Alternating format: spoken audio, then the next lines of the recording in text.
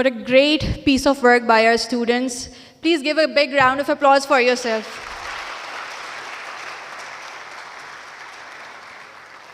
I would like to congratulate all 7 universities for their hard work and their commitment and creativity.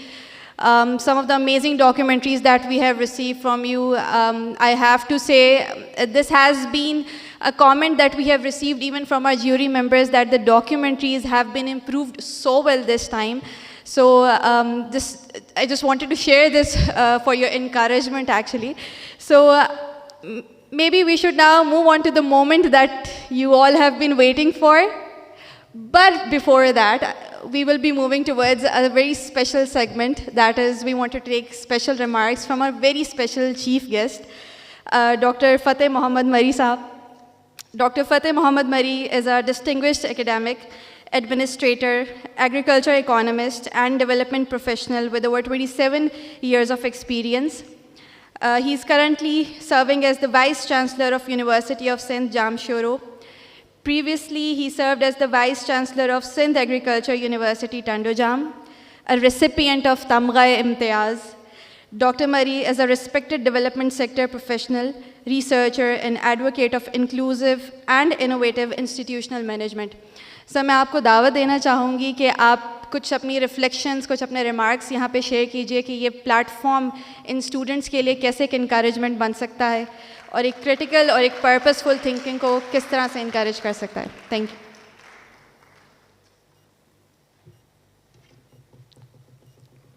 Bismillahirrahmanirrahim.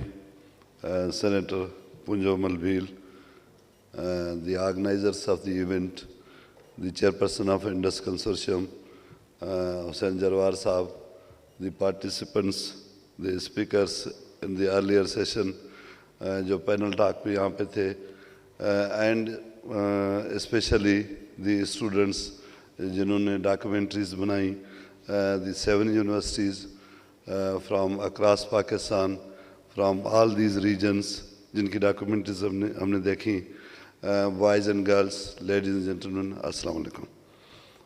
सबसे पहले तो Indus consortium को मुबारकबाद कि उन्होंने ये क्लाइमेट जस्टिस पे इतना अच्छा सेशन ऑर्गेनाइज़ किया एंड जो हमारा इशू है क्लाइमेट चेंज का उसको एक डिफरेंट पर्सपेक्टिव से देखने की कोशिश की. वैसे normally as an academician and as a researcher हम तो इसकी क्लाइमेट की साइंस को देखते हैं. Climate change means change in temperature and change in precipitation. और फिर उसके ज़ाहिर है जो फेसेस आपने देखे यहाँ पे दिखाए गए हैं वो सारे उसके फेसेस हैं, लेकिन primarily climate change is actually the weather variability, उसको हम क्लाइमेट चेंज समझते हैं. लेकिन आज के सेशन में जो सुबह फिज़ा कुरैशी ने बहुत अच्छे तरीके से I think she moderated the session and highly effective moderation and बहुत अच्छे questions, speakers from UBL, from SDPI, from the business community, state bank of Pakistan, and then the speaker from one of the government department of KPK. तो उसकी discussion आपने अगर देखी तो उसमें I think एक तो चीज़ बिल्कुल क्लियर है कि क्लाइमेट चेंज का और स्पेसिफिकली इलेक्ट्रॉनिक व्हीकल्स का agenda means that is on the agenda of the government, जिसमें इलेक्ट्रॉनिक व्हीकल्स को गवर्नमेंट प्रमोट करना चाहती है. कोई 2.2 मिलियन व्हीकल्स हम 2030 तक ऐड करना चाहते हैं इलेक्ट्रॉनिक व्हीकल्स, जो आज 70,000 हैं. और एक डॉक्यूमेंट्री जो NED की डॉक्यूमेंट्री है वो बता रही है कि एक व्हीकल पे जो फ्यूल की कास्ट है उसमें बचत जो है वो कोई 80% के करीब है इलेक्ट्रॉनिक व्हीकल्स की वजह से, और कास्ट जो ओवरऑल कास्ट है उसमें भी कोई 20% की रिडक्शन है. तो वो हमें एक उसका एस्पेक्ट क्लियरली नज़र आता है. और ये बिल्कुल ऐसे है, अभी बिल्कुल आज सुबह आपने सुना कि बैंकिंग सेक्टर के पास वो इंस्ट्रूमेंट मौजूद नहीं है, वो जो रिटर्न, जो रेट ऑफ रिटर्न है उसकी एस्टिमेट मौजूद नहीं है। लेकिन पाकिस्तान पहला मुल्क नहीं है जो इलेक्ट्रॉनिक व्हीकल्स पे जाएगा। इलेक्ट्रिक व्हीकल्स जैसे हमारे दोस्त ने कहा कि मिशिगन में उन्होंने जाके देखे थे उसके जो व्हीकल, ऑटोनमस व्हीकल, जो द फ्रेंड फ्रॉम KPK। तो आपको पता है मिशिगन में फोर्ड ने, जो फोर्ड बड़ी मशहूर गाड़ियाँ हैं वो बनाते हैं, उन्होंने आज से 125 साल पहले इलेक्ट्रिक व्हीकल बनाई थी। तो इलेक्ट्रिक व्हीकल की कहानी इतनी पुरानी है। 2008 में तो टेस्ला ने मार्केट में लेके आए, और इससे 96 में मेरा ख्याल है फोर्ड उसके मार्केट में लेके आई कमर्शियल व्हीकल। लेकिन कोई 125 साल पहले हमारे लोगों ने, साइंटिस्ट ने, सिर्फ अमेरिका में नहीं और जगहों पे भी इलेक्ट्रिक व्हीकल बनाई थी। तो एक ये है कि किसी दौर में हम कहते थे, ड्राइवर हमारे कहते थे, या हम खुद भी, जो भी लोग ड्राइविंग करते थे, हम कहते थे ये ऑटोमेटिक गाड़ी जो है ये बिल्कुल सही नहीं है, पाकिस्तान के रोड पे चल नहीं सकती, और ये रोड हमारे बने ही मैनुअल जो गियर है उसके लिए है। और आज आप देखेंगे तो बहुत ज़्यादा गाड़ियाँ हैं जो मैनुअल गियर पे नहीं है, ऑटोमेटिक गियर पे हैं। तो चेंज को एक्सेप्ट करना भी मुश्किल होता है। चेंज के लिए हम हर सबब ढूंढते हैं कि चेंज को एक्सेप्ट न करें, ये इंसान की साइकी है। दिस इज़ जनरली, हम इंसान जो है चाहता है कि वो स्टेटस को में रहे, वो चेंज ना करे। तो इलेक्ट्रॉनिक व्हीकल के लिए जो हमारे नौजवानों ने यहाँ पे बहुत अच्छी जो डॉक्यूमेंट्रीज बनाई, उनसे रिक्वेस्ट ये है कि वो there are flip sides as well, लेकिन हमें उसकी पॉजिटिव साइड भी देखनी चाहिए। और कुछ अर्से के बाद इलेक्ट्रिक व्हीकल्स हर जगह पे होंगी। मैं चाइना में गया था, चाइना में आप देखेंगे यहाँ कहते हैं कि नहीं, इसके जो ऑटोमेटेड सिस्टम है ना उसमें प्रॉब्लम आ रहा है। हमारे कई गाड़ियों में टोयोटा की मैनुअल सिस्टम में प्रॉब्लम आते हैं और कई गाड़ियों में आते हैं। चाइना में आप जाएं तो आपको मेजॉरिटी में इलेक्ट्रिक व्हीकल्स मिलती हैं। उसमें मेरा ख्याल है पार्टली अमेरिका ने भी क्लाइमेट चेंज की नेगोशिएशन से बाहर निकल के रोल प्ले किया, because now America is out of the business. उसकी जो बिज़नेस कम्युनिटी है, मैन्युफैक्चरिंग कम्युनिटी है, आउट ऑफ बिजनेस है। चाइना ने टेक ओवर कर लिया, अभी इलेक्ट्रिक व्हीकल्स जो हैं वो चाइना के पास हैं। तो कुछ अरसे के बाद हमारे पास ये रिलक्टेंस कम हो जाएगी, हम इसको एक्सेप्ट कर लेंगे। और जो दोस्त इलेक्ट्रिक व्हीकल्स चलाते हैं आप उनसे पूछें और तो आपको बताएंगे कि इलेक्ट्रिक व्हीकल कोई ख़राब चीज़ नहीं है, वो सही तरीके से चल सकती है। यहाँ की बताया गया कि चार्जिंग स्टेशन का मसला है। कई लोगों ने वही छोटा सा इक्विपमेंट है घर पे भी लगाया है, चार्ज करते हैं, 3500 पे चार्जिंग में लगते हैं एक व्हीकल पे। और अगर आप फ्यूल डालें एक व्हीकल पे तो 8000 से ज़्यादा का फ्यूल पड़ेगा, 9000, 10000 का। तो दिस इज़ द डिफरेंस जो है। तो मेरा ख्याल है एक तो कुछ सालों के बाद जो 2030 का टारगेट है, 2030 में हम ना कर सकें, क्योंकि हर चीज़ में वो मुनी न्याजी के शहर है ना कि हमेशा देर कर देते हैं, तो पाकिस्तानी देर करते रहते हैं। लेकिन आई एम श्योर कि वो टारगेट हम थोड़ा ही देर से अचीव कर लेंगे। यहाँ पे जो इम्पॉर्टेंट बात है, बिकॉज ये सारे नौजवान जिन्होंने डॉक्यूमेंट्रीज बनाई हैं and I being from university, तो 2-4 चीज़ें मैं चाह रहा था कि यूनिवर्सिटी स्टूडेंट्स के हवाले से कहूँ। तो स्टूडेंट्स को जो मेनली जो चीज़ें सोचनी चाहिए, एक तो एक्टिविज़म जो आप करते हैं, आप जनरेशन जी के लोग आगे चल के जनरेशन अल्फ़ा हैं बेटा, आप ही तो पाकिस्तान का मुस्तक़बिल हैं, इस मुल्क का, और इसके साथ साथ फ्यूचर हैं सारी दुनिया का। क्योंकि डेमोग्राफी में ये generation Z generation that is in majority, and but then incoming generations, generation alpha and generation beta will be in majority. So you are the leaders. One, that you continue your activism and raise your voice for better choices. लेकिन दूसरी चीज़ जो है कि it's not only that you will be raising your voice for better choices, but you have to practice better choices every day. तो as a youth this is your responsibility कि हम किस तरह से पोल्यूशन को कम कर सकते हैं, किस तरह से अपना रोल प्ले कर सकते हैं कि हम कार्बन न्यूट्रल हो जाएं। दे आर कैलकुलेटर्स, वो कैलकुलेट करते हैं। आप अपनी डे की एक्टिविटी अगर उसमें डालें तो वो कैलकुलेटर आपको बता देगा if you are carbon neutral और you are not carbon neutral. क्योंकि हम हर बंदे को कार्बन न्यूट्रल होना है, तो हम एयर कंडीशन कितनी देर के लिए इस्तेमाल करते हैं, हम जो व्हीकल है वो कितनी देर के लिए इस्तेमाल करते हैं, हम वो सारी चीज़ें जो कार्बन एमिशन का सबब बनती हैं वो हम कितनी देर तक कैसे इस्तेमाल करते हैं, दरख्त कितने लगाते हैं। ये जो प्लास्टिक की इन्होंने बहुत अच्छा काम किया है। आज प्लास्टिक के साथ प्लास्टिक की बहुत बॉटल्स रखी हुई हैं, लेकिन ज़्यादा बॉटल्स शीशे वाली रखी हुई हैं। तो ये जो हम अपनी डेली लाइफ में किस तरह से जो हमारी अच्छी चॉइसेस हैं उसको इम्प्लीमेंट करें, आई think that is the responsibility and largely that responsibility is on the youth of Pakistan, क्योंकि वो मेजॉरिटी में भी हैं और उनकी प्रैक्टिसेस जो हैं वो उसमें से काफ़ी चीज़ें ऐसी निकलती हैं जो हमारे पास प्रॉब्लम क्रिएट करती हैं। एंड नंबर 2, यहाँ पे कहा गया कि पेशावर से उन्होंने एक जो 3 व्हील एक व्हीकल बनाई है रिक्शा की तरह की। तो मेरा ख्याल है नौजवान रिसर्च कर सकते हैं, रिवर्स इंजीनियरिंग कर सकते हैं और इनोवेशन कर सकते हैं। हर जगह पे आजकल AI की वजह से, and then you have the laboratories and equipment in your engineering universities and other places as well.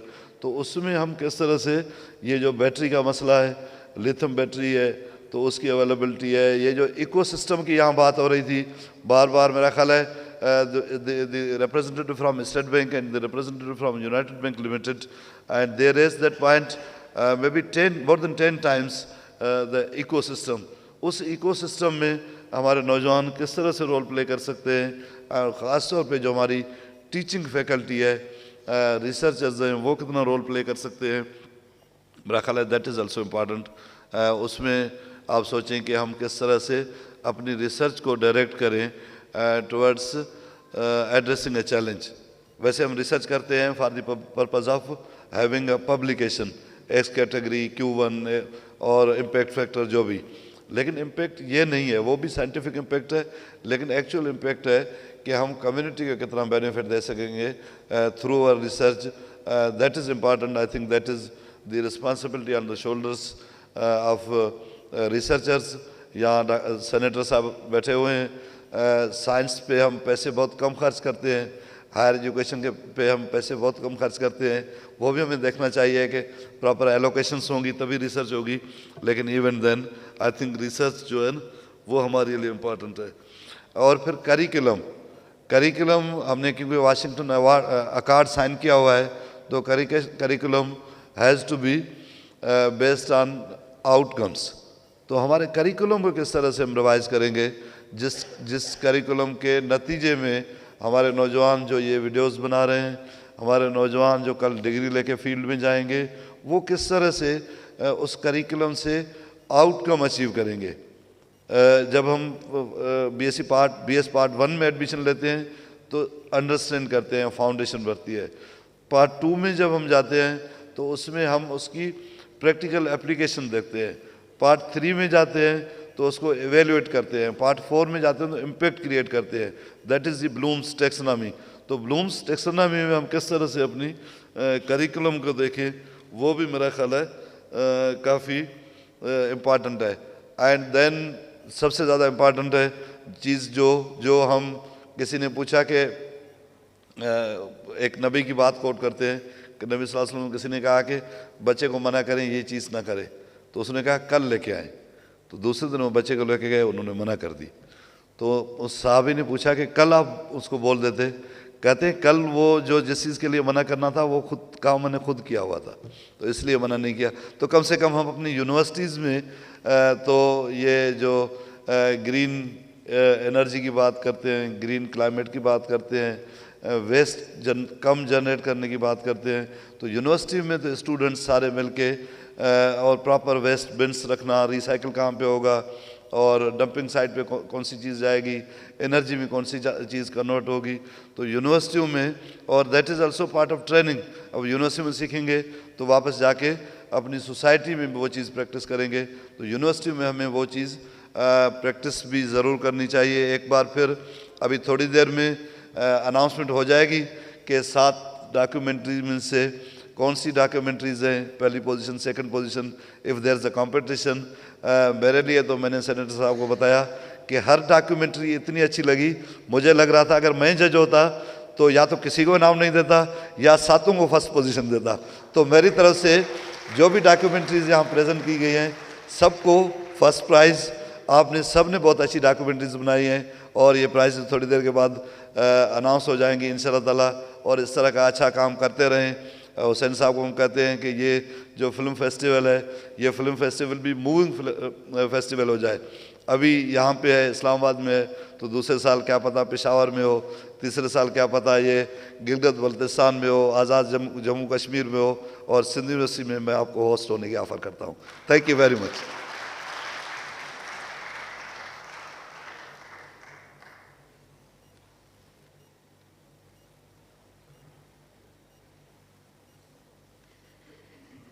Thank you so much, sir, for those inspiring and valuable words. आपने बिल्कुल ठीक कहा कि हम चाहें तो हम सबको ही फर्स्ट प्राइज़ दे दें और किसी को भी जो है वो हम रनर अप्स में ना शामिल करें, पर किसी को तो जीतना है और किसी को हारना भी है unfortunately.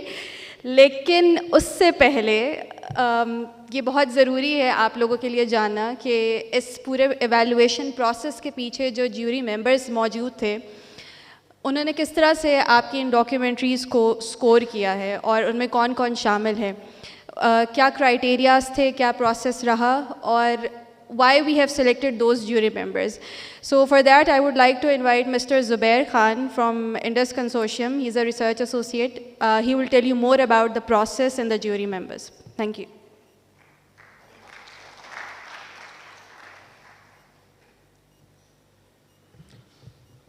Thank you so much Iza, आपने मेरे ज़िम्मे काम लगा दिया है।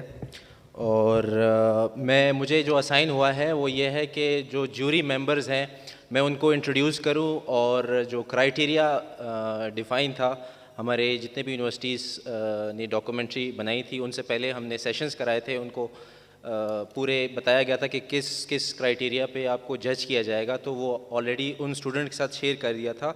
लेकिन फॉर द जनरल पब्लिक वो मैं आज यहाँ पे आपके साथ शेयर करूँगा। तो हमने jury members 3 jury members Indus consortium ने चूज़ किए।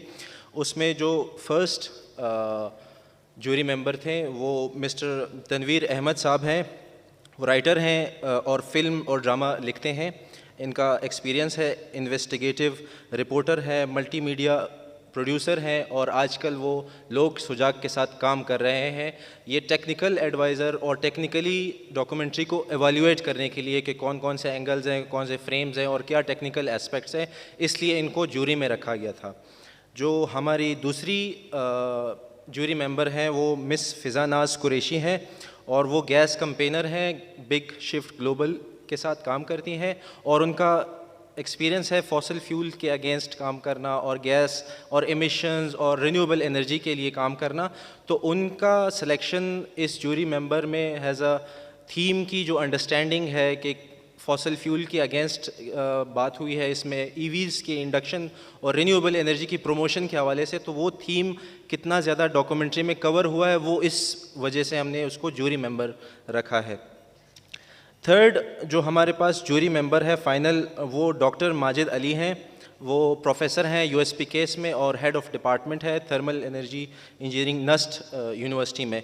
और उनको चूज़ करने का रीज़न ये था कि वो टेक्निकली साइंटिफिकली एक जो सॉल्यूशंस प्रपोज किए गए हैं डॉक्यूमेंट्री में वो वायबल है, साइंटिफिक साइंस इसकी इजाज़त देती है या नहीं देती, इसलिए उनको इस जूरी में रखा गया है। और अब मैं क्राइटेरिया की तरफ आऊँगा कि क्राइटेरिया में 5 पिलर्स हमने डिफ़ाइन किए थे कि किस क्राइटेरिया के ऊपर आपकी डॉक्यूमेंट्री को एवेल्युएट किया जाएगा। तो फर्स्ट थिंग स्टोरी टेलिंग और क्लैरिटी के जो थीम है उसकी क्लैरिटी कितनी है और स्टोरी टेलिंग कितनी है आपकी डॉक्यूमेंट्री। सेकंड जो क्राइटेरिया है वो क्रिएटिविटी और ओरिजिनलिटी है कि कितना ओरिजिनल कंटेंट आपने यूज़ किया है और कितनी ज़्यादा क्रिएटिविटी आपने अपनी डॉक्यूमेंट्री में लेकर आए हैं। थर्ड जो क्राइटेरिया है वो टेक्निकल क्वालिटी है, जिसके लिए हमारे जो जज हैं या जूरी है वो आपको एवेल्युएट करेगी टेक्निकली कितनी साउंड है आपकी जो डॉक्यूमेंट्री। और फोर्थ जो आपका क्राइटेरिया था आपसे शेयर किया था कि इम्पैक्ट और कॉल फॉर एक्शन कितना है। जिस तरह के कुछ डॉक्यूमेंट्रीज़ में बताया था कि ये कर लें और ये एवेल्युएशन और ये आपकी गोल्स रखें, पॉलिसी और फाइनेंस और बहुत सारे पिलर्स जो आपको बताए गए थे उनके हवाले से थी। पांचवी और आखिरी जो क्राइटेरिया था वो ये था कि रेलेवेंस टू द थीम और पिलर। जैसे कि इस साल का जो हमारा फिल्म फेस्टिवल का जो थीम था वो इलेक्ट्रिक व्हीकल्स के हवाले से था और उसमें जो पिलर्स थे वो 4 पिलर्स डिफ़ाइन किए गए थे कि फाइनेंसिंग बैरियर्स और अपॉर्चुनिटीज़ क्या हैं फाइनेंस के हवाले से। इस तरह सेकंड पिलर था इंफ्रास्ट्रक्चर और बैरियर्स क्या है कि इंफ्रास्ट्रक्चर में क्या क्या बैरियर्स हैं, हमारे पास चार्जिंग स्टेशंस नहीं है, कहाँ कहाँ पे है, कहाँ पे नहीं है और कहाँ पे अपॉर्चुनिटीज़ हैं, वो सारी ये सेकंड पिलर था। थर्ड पिलर जो इंपोर्ट्स हैं या ऑटोमोटिव इंडस्ट्री की जो सप्लाई चेन है उसके हवाले से ये थर्ड पिलर था। और लास्ट पिलर वो था रेगुलेटरी और पॉलिसी फ्रेमवर्क के हवाले से। तो मैं ये आपके साथ सामने में रख चुका हूँ कि जूरी मेंबर्स कौन कौन थे और क्यों थे, प्लस क्राइटेरिया क्या था, क्योंकि बहुत ज़रूरी है। बहुत सारी अच्छी डॉक्यूमेंट्रीज़ थी। मैं भी सर आपको सेकंड करता हूँ कि सबको फर्स्ट होना चाहिए, लेकिन ये क्राइटेरिया है और ये थोड़ा सा कम्पिटिटिव है ताकि फ़र्स्ट सेकंड और थर्ड वो काफ़ी मुश्किल है, मैं नहीं कर पाऊँगा। इसलिए मैं सर को जो हमारे जूरी मेंबर थे फर्स्ट मिस्टर तनवीर अहमद साहब को मैं रिक्वेस्ट करूँगा कि वो स्टेज पर आएँ और वो अनाउंस करे कि कौन थर्ड आया है, कौन सेकंड आया है, कौन फर्स्ट आया है, कौन फोर्थ आया है। तो उसके लिए सर प्लीज़।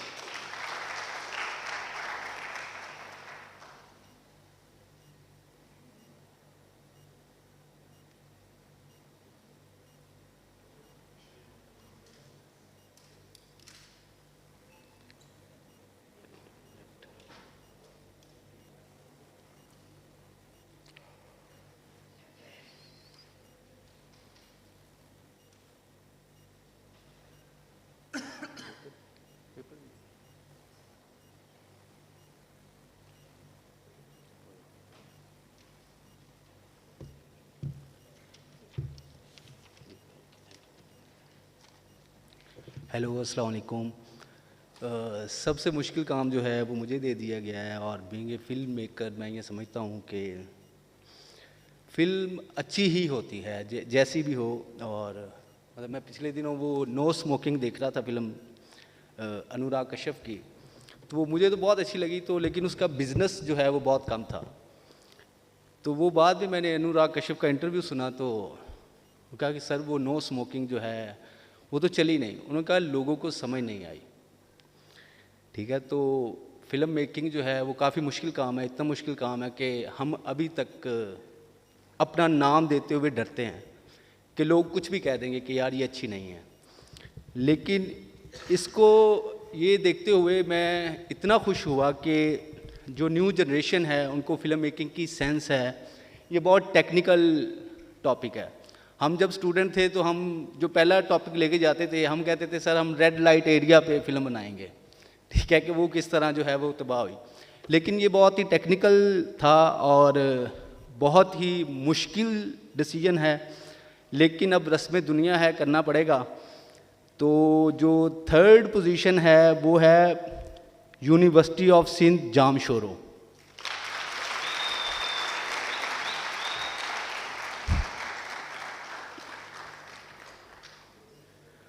और जो सेकंड पोजीशन है वो है NED यूनिवर्सिटी।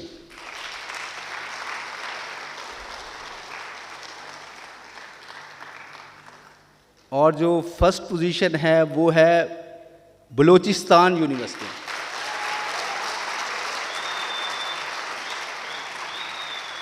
तो बाकी भी डॉक्यूमेंट्रीज जो हैं वो बहुत अच्छी थी और बहुत अच्छी हैं।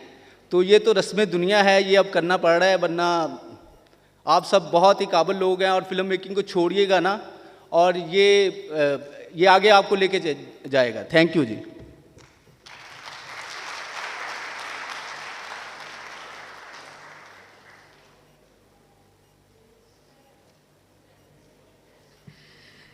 Thank you so much sir and apologies आपको लास्ट मोमेंट पे हमने इंगेज किया रिजल्ट्स अनाउंसमेंट के लिए.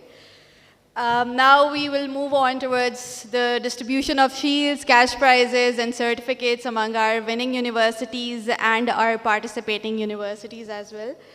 तो उसके लिए मैं दावत देना चाहूँगी हमारे सेनेटर साहब सेनेटर पूंजोमल साहब को कि प्लीज़ आप स्टेज पे तशरीफ़ लाइए so that we can distribute the shields and cash prizes among the students.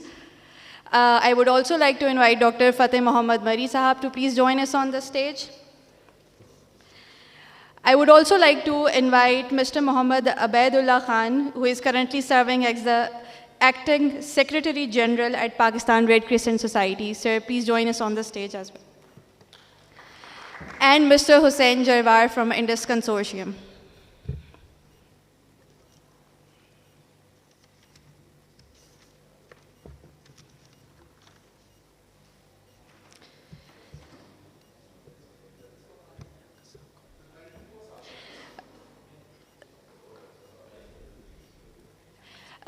Liaquat Saab, please join us on the stage.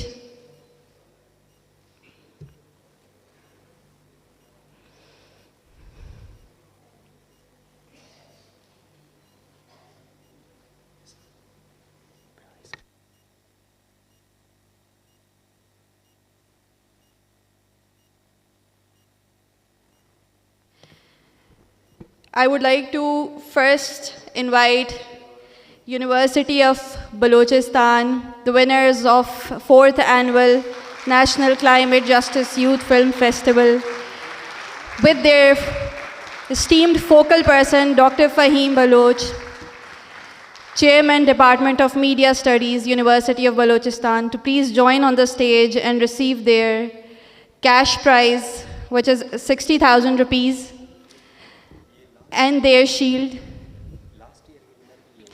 I also want to tell you over here that they're winning for the second consecutive time. So the last film festival, they were the winners.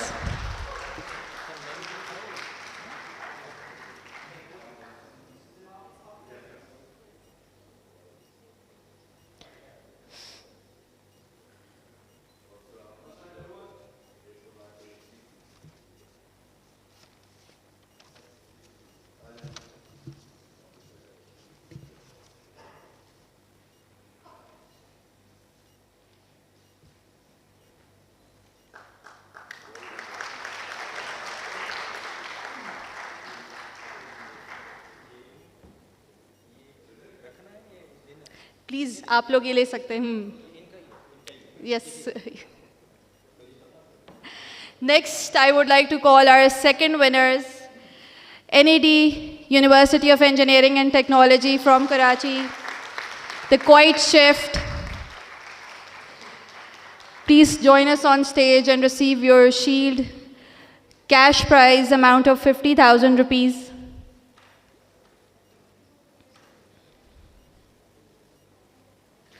And their focal person, Mr. Adnan Khalil, who is the lecturer at NED UAT Karachi.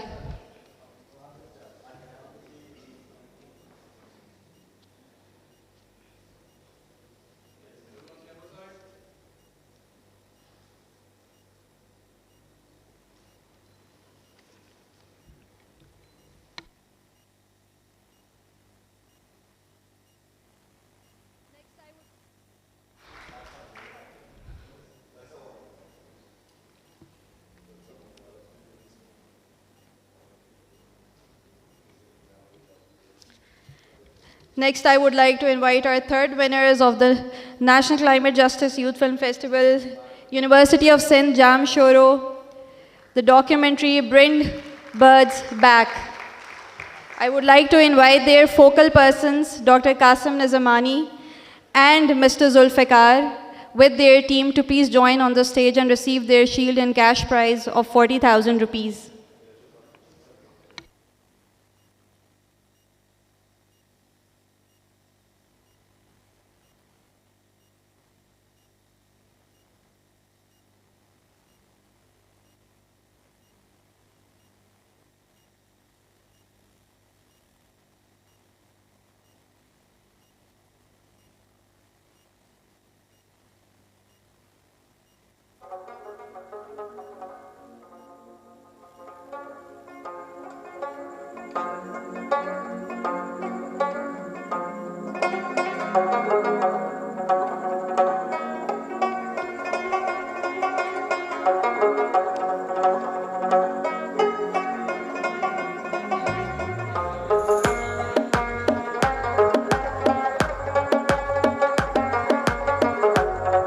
Next, I will call upon the participating universities.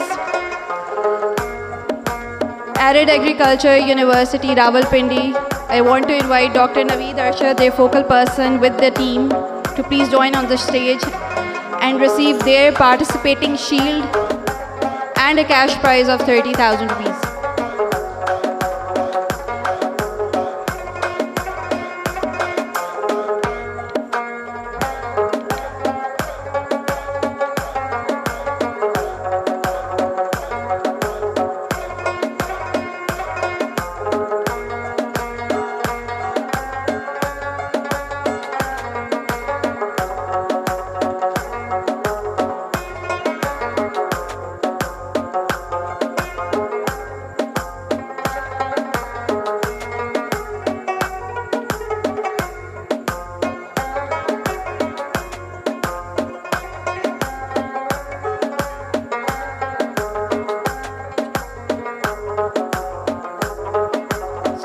University that I would like to invite is University of Engineering and Technology, Peshawar.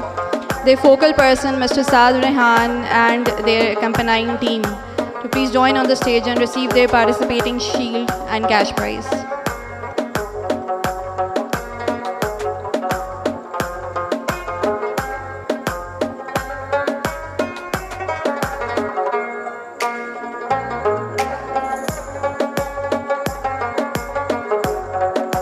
UET Peshawar.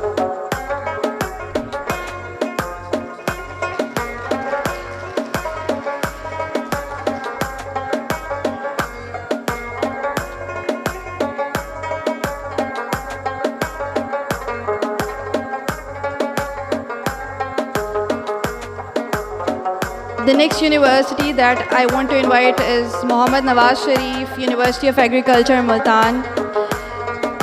Dr. Mohammad Usman Jamshed, their focal person and their team to please come on stage and receive their participating shield and cash prize of 30,000 rupees.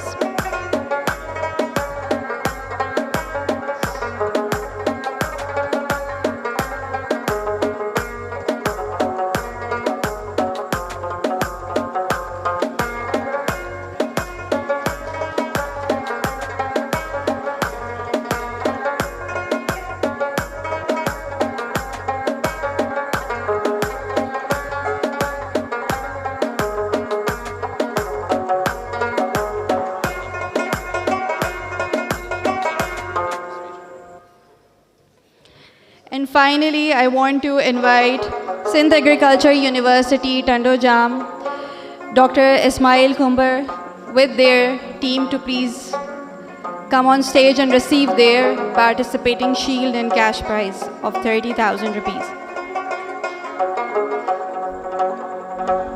Please give a big round of applause to the participating universities. All of them deserve it.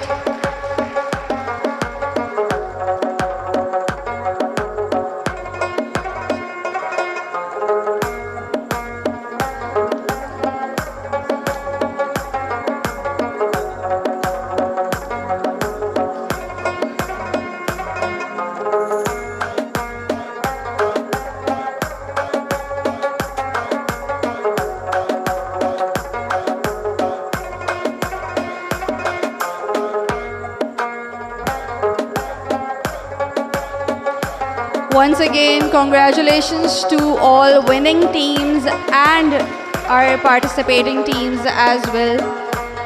Because your work matters, your voices matter. With that, we would now like to present a token of appreciation, a shield to Dr. Fateh Muhammad Mari for being present as a chief guest for this event.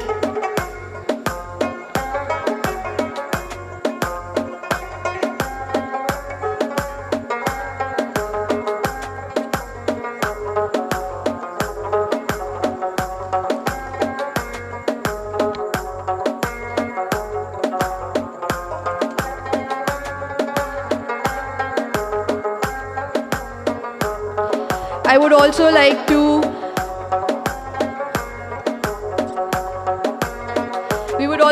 present a token of appreciation, a shield to Mr. Muhammad Abaidullah Khan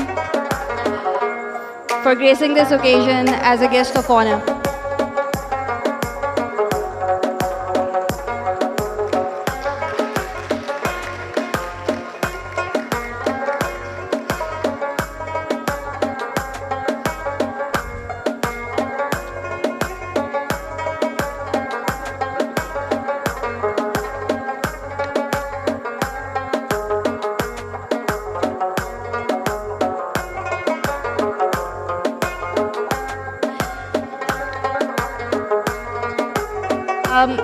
I would like to request all the participating teams and the winners to please join us on the stage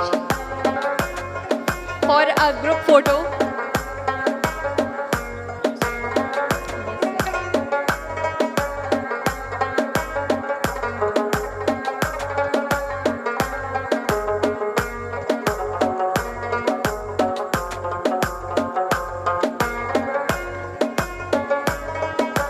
Please a bit hurry. Quickly, please come on the stage so we can take a group picture. As a reminder for our next National Climate Justice Youth Film Festival.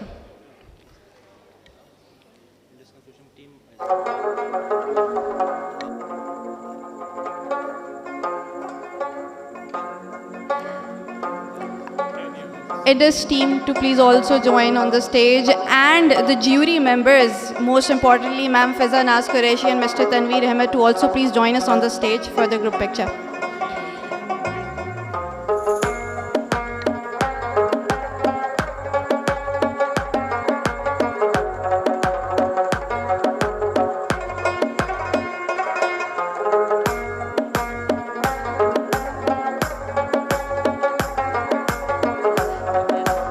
Dr. Majid Ali, please, I'm sorry.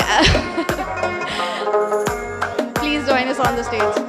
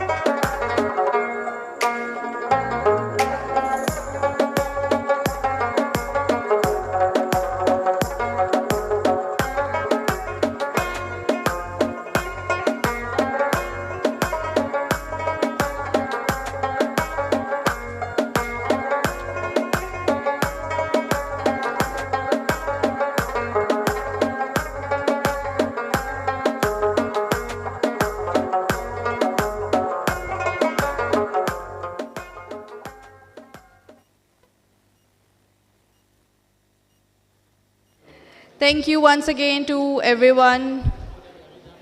Now, for the concluding remarks of today's program, I would like to invite Mr. Hussain Jarwar, the Chief Executive Officer of Indus Consortium.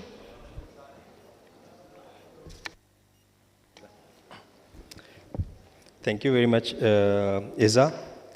Indus consortium की तरफ से मैं आज हमारे इस national climate justice youth film festival में जितने भी पार्टिसिपेंट्स शामिल हुए हैं उनको वेलकम करता हूं और उनका शुक्रिया भी अदा करता हूं कि उन्होंने इस national climate justice youth film festival को कामयाब करने में अपना रोल प्ले किया है।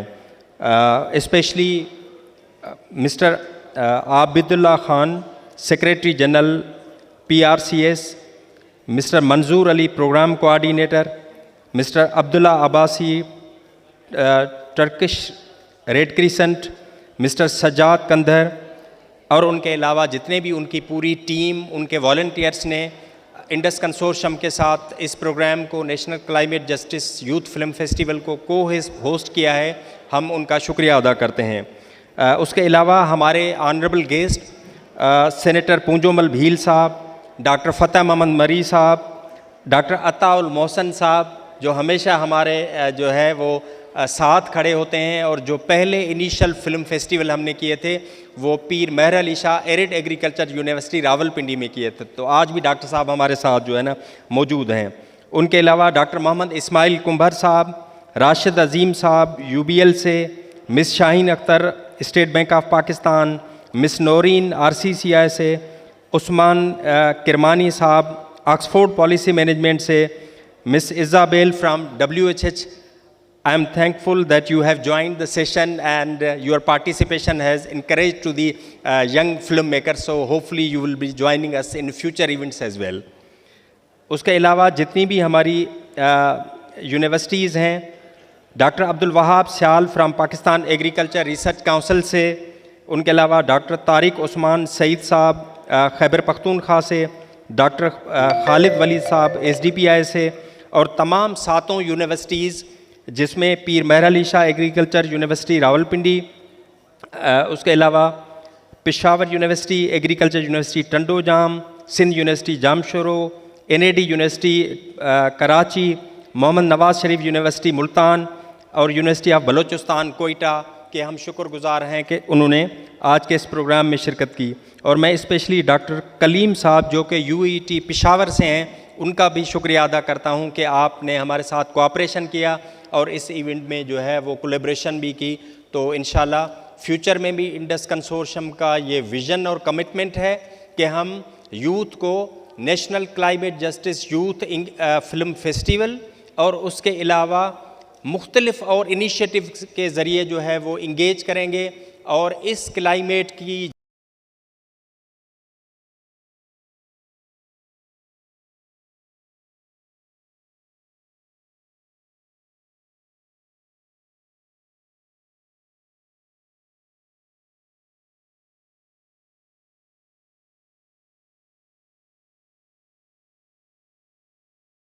और इस साल हम गिलगित करना चाह रहे थे, लेकिन कुछ हालात की वजह से हम वहाँ नहीं कर सके, तो हमने इस्लामाबाद में किया।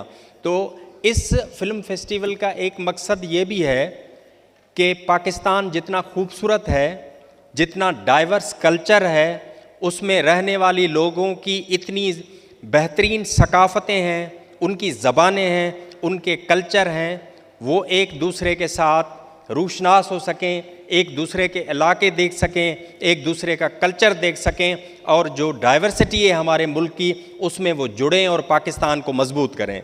तो इंशाल्लाह इस पैगाम को लेके हम अगले सालों में भी national climate justice youth film festival के प्लेटफार्म से इसी काम को जो है वो हम जारी रखेंगे। और आखिर में मैं ज्यूरी का भी एहसानमंद हूँ, उन्होंने टाइम निकाला और अपना जो है वो एक डिसीशन जो है हमें बताया कि किन यूनिवर्सिटीज़ के बच्चों ने जो है वो फर्स्ट, सेकंड और थर्ड पोजीशन ली है। तो एक दफ़ा फिर मैं शुक्रिया अदा करता हूं और इंशाल्लाह इस काफ़िले को हम अगले सालों में भी आगे लेके चलेंगे। बहुत शुक्रिया, थैंक यू वेरी मच। इज़ा